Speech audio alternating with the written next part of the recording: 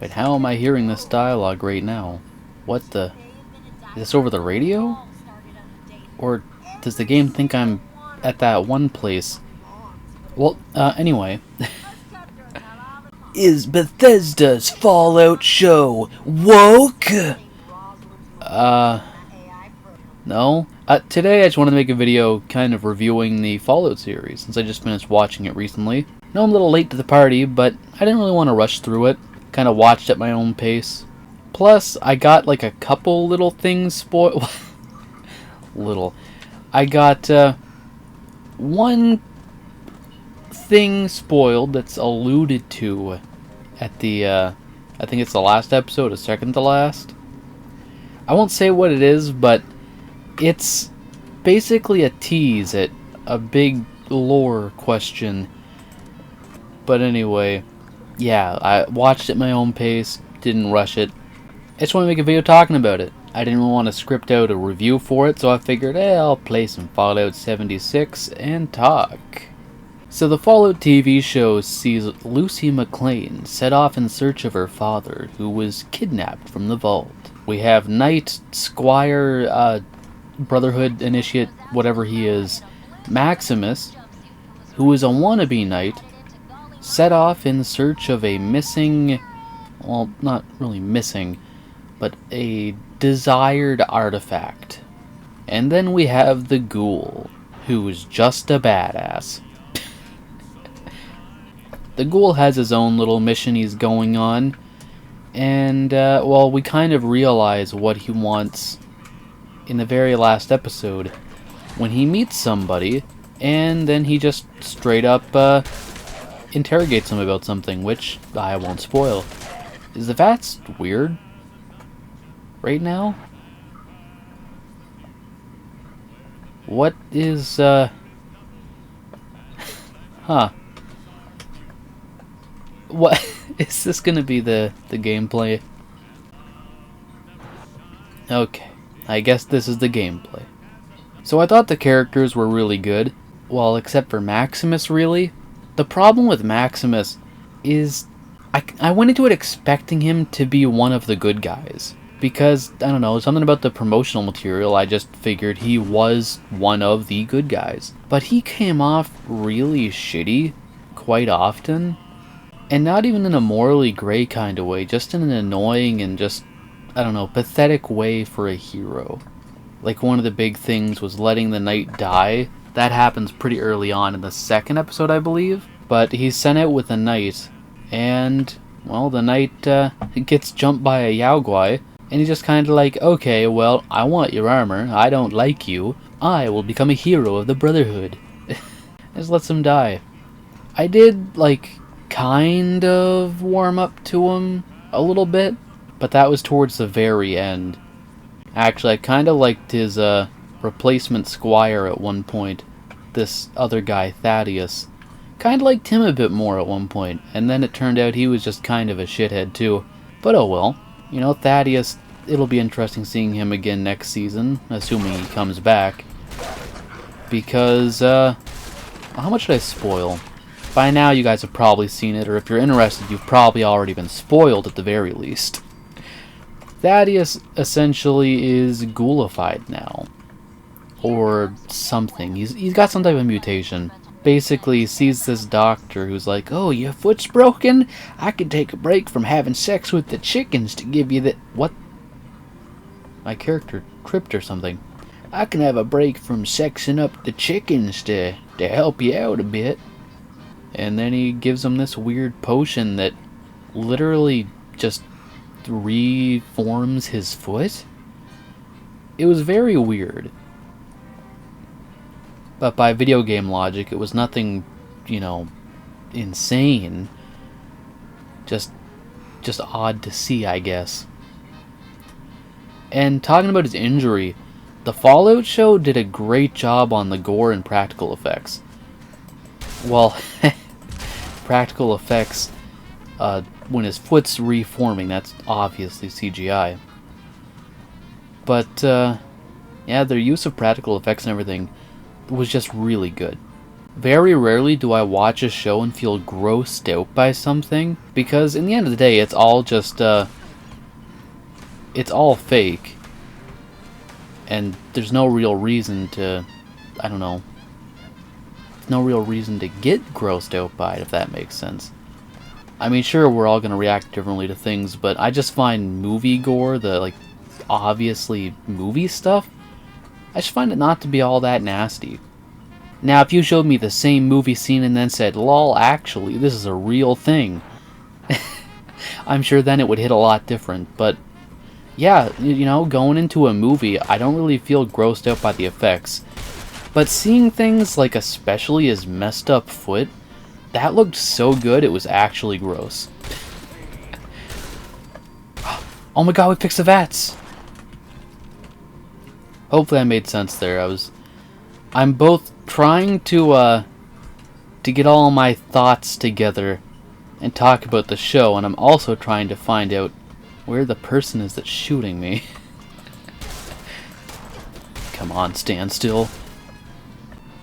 Also, the antagonist, Moldaver, she did a pretty good job as well, going back to character talk. At first, I did hate the character, because it's like, whoa, obvious bad guy is obvious bad guy, okay. But then there's stuff that gets revealed, and you're like, oh, shit. You're kind of the good guy. Yeah, I mean, you definitely killed a lot of innocent people, but you're more the good guy than the people who you were killing. So I guess I'll just say to heck with it. Lucy's father, the Overseer, Mr. McLean, well, Overseer Vault 33, he's from the pre-war, and he got into Vault 31, where a lot of Vault Tech representatives are cryogenically frozen, along with their CEO, Bud Atkins. Overseer McLean, he knows the Ghoul, because the Ghoul's wife, pre-war, had worked for Vault Tech. And that's the thing that I kind of mentioned a bit ago, how, some big lore thing is kind of alluded to. So, he spies on his wife, because pre-war Moldaver was like, you can't really trust Vault Tech here, you might want this listening device, see what your wife's up to. And during a meeting, everyone's like, oh, well, how are you gonna sell the end of the world, there's these peace negotiations. Well, how you gonna sell it, buddy? So the Ghoul's wife takes over, and essentially she's like, well, you know what?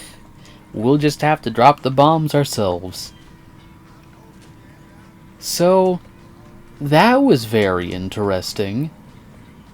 Was not expecting that. I did have that spoiled for me, except the spoiler was someone in the Fallout 4 Steam community just outright saying, like, hey, so, Vault Tech dropped the bombs. Scavenger, normally I wouldn't kill you, but I mean, you don't want to talk to me, so I'll steal whatever you have. Anyhow, so, everybody knows each other from certain ways, well, most people do. Even the current Overseer of Vault 33, after Mr. McLean goes missing, she's even from the pre-war, and she was a, I think maybe receptionist? Oh, this guy's selling lemonade. Hey there, Mr. Squeeze. Nah, I'm good, fam.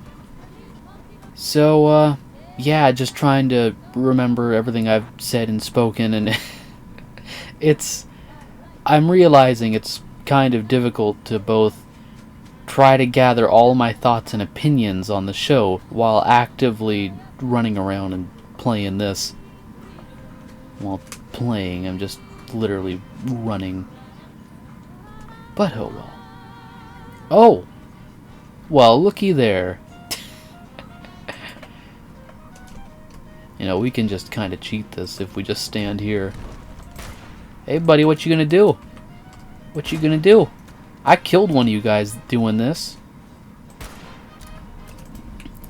Talking about the creature design in the show, I thought of what little we got. It was pretty good.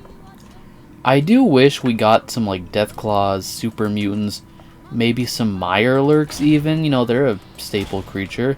They're nothing too big and fancy, but they're in pretty much all the games to my knowledge. I just thought it'd be interesting, but no, instead all we really get are some ghouls, some rad roaches. We get a gulper. The gulper is seen practically every other episode, whether he's alive or a corpse. And yeah, the gulper, I wouldn't even really say is the gulper. So if you've played Far Harbor or Fallout 76, you know the gulper is like a salamander type of thing. Well, in the show, the gulper is like this weird axolotl creature. And it's very odd. Fine design, but it's not it. It's not the gulper. Now, we do get a tease at the very end when Overseer, well, not Overseer, but when Mr. McLean, he steps over a Deathclaw skull. It's kind of teased that we can expect that next season. And during a scene with the ghoul, we can see a wanted poster with a super mutant. So it's kind of safe to assume we might get stuff involving those creatures, at least to some slight degree. But yeah, this season was really lacking in terms of the creatures. Of the very few letdowns that came with this show, that was one of them. All I really wanted from the creatures was just, like, you know, maybe a cool Deathclaw scene. Just to see some of our favorite creatures brought to life in the show. But that didn't really come to fruition. Thank you for dying, Grafton Monster. Are you gonna twerk for us? It's very kind of you. Thank you for getting me YouTube views by shaking your giant white ass. Yeah, not to sound like a broken record, but I'm realizing it is kind of difficult to to review it while playing stuff. Most of my stuff is typically scripted for my reviews because it's so much easier to get all my thoughts and everything and make sense of them all and to properly word stuff. Scavenger, do you want anything? Are you gonna... Okay, I'll just kill you. It would either be me or the Grafton Monster, and it wasn't the monster. I guess going back to my comment in the beginning, like, oh, is it woke? So, a little lore of my own. I had a Prime subscription, except I don't know exactly why. I just kind of prefer this one streaming site. Essentially, it would be like if someone posted the episodes to YouTube. Anyhow, so I was watching it there, and the YouTube, the comments on that website are always so interesting. The majority are just awful homophobic shit. And then when someone would say something to be like, oh, you know, nothing wrong with LGBT, whatever, then you would get the same angry people freaking out and downvoting them. And I just want to make it clear that if you're one of those people that think it's evil or some type of satanic pedo agenda just to have representation for people that aren't exactly like you, maybe get help. People think it's literally an evil agenda just to feature someone that's not exactly like them. Now, I assume it's because of that one Brotherhood scribe, knight, squire, whatever they were, one of Maximus's friends. Because I'm pretty sure the actor in real life is actually non-binary. And because of that, yeah, there were just a lot of comments that were like, oh, it's gone woke, it's evil. And I've seen plenty of YouTube thumbnails and reviews and stuff that have just had, like, Fallout gone woke? Why the Fallout fanbase has turned against Bethesda and Amazon. God, I'm not gonna get into this tangent, but I hate those types of channels, and I find them all just so cringy and pathetic. It's always the same, I can't even name drop, because, nah. The type of channels I'm thinking of, I shit you not, I would expect these guys, who I think have like upwards of 1 million subscribers probably, I would expect them to actually like try to take down my video for shit talking them, because they're that type of thin-skinned little shits.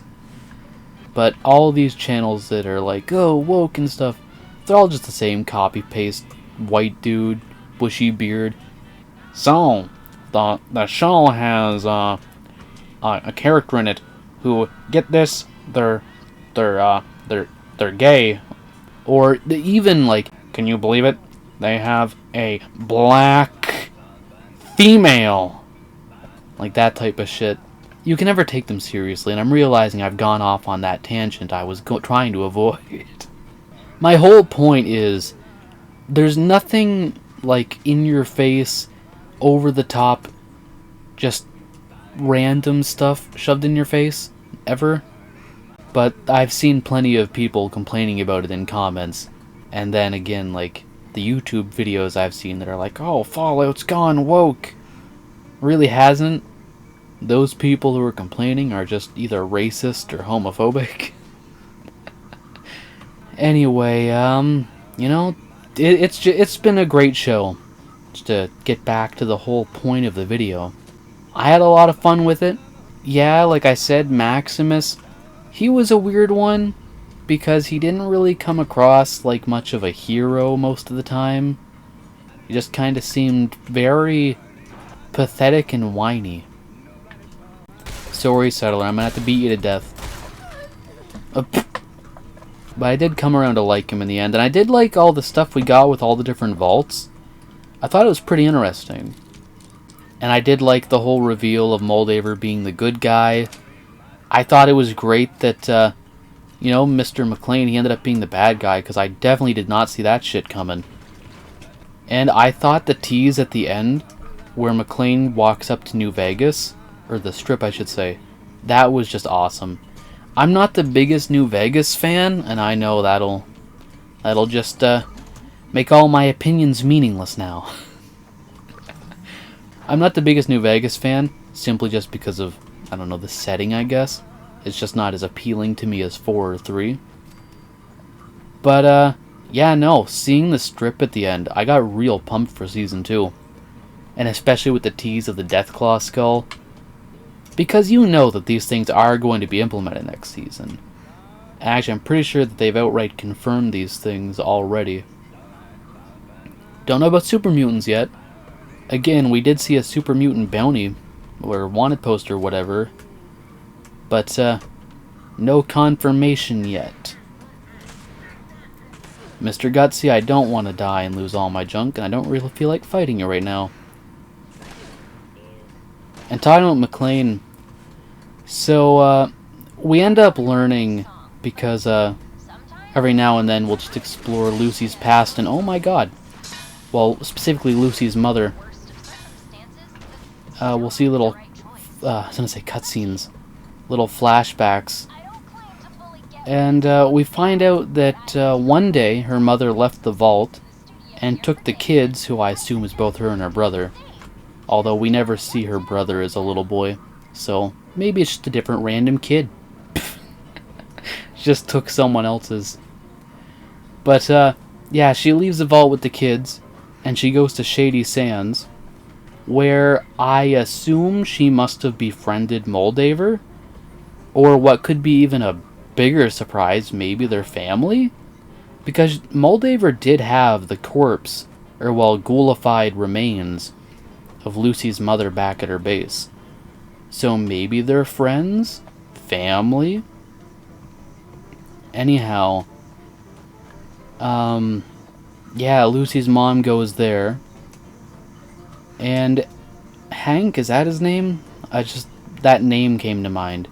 Mr. McLean shows up and he's just like, oh hey, can't be doing this. Civilization without Vault-Tec being responsible for it? No. Or at least I think that's the reason why. And so he just ends up nuking the place. No clue how he bombed it exactly, but if Vault-Tec are in fact the people that dropped the bombs, then it's very likely that, you know, they just have missile silos all over the place. And so it's very possible he just went back to the vault and killed them all. I also was not expecting that reveal, and actually when that was revealed, I was expecting Maximus to just kill him on the spot. But around then is when the ghoul shows up and he takes his shot and he's like, yo, tell me where my family are. And then McLean, like a little wimp, he's just like, no, I'm going to fly away with my armor jetpack that I stole from the Brotherhood guy. Up and away! And so the ghoul ends up going off in search for him along with Lucy, who vows to the unconscious Maximus that she will find him. I wasn't talking about both her and Maximus. I wasn't really a fan of that really rushed and out-of-nowhere romance. But I mean, mentally it seems like the right thing for both of these characters. Because Lucy is not like a normal person as a result of being a vault dweller. And Maximus definitely seems like the type that if any random woman was like, hey, I'm into you, wouldn't matter if he just met them. He seems like the type that he'd be like, okay, yes, and I am into you. So yeah, I wasn't really a fan of the rushed romance, but I mean, at the same time, it didn't really feel too out of place. Man, you know, I don't really want to script a review for this, not gonna lie. Because I don't really feel like doing that. But at the same time, I feel like this video is going to be nowhere near as good or going to make anywhere near as much sense as an actual review that I would do. But, hey, it's been fun just running around 76 talking about the show. Yeah. So, no, follow show not woke. Yes, follow show good.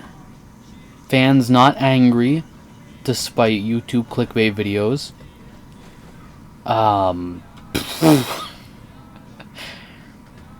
Yeah, as a longtime fan, the only thing I disliked, and maybe not disliked, but the only thing that I wish was better was the creature selection. Because again, like, you know, I kind of wanted to see Deathclaws, maybe super mutants. Not a fan of Mirelurks, they're annoying little shits, but could have been nice to see them too. Anyway, I think we'll probably just call, oh, speak of the devil. Okay, I don't like these things. We're just gonna swim away. Oh my god.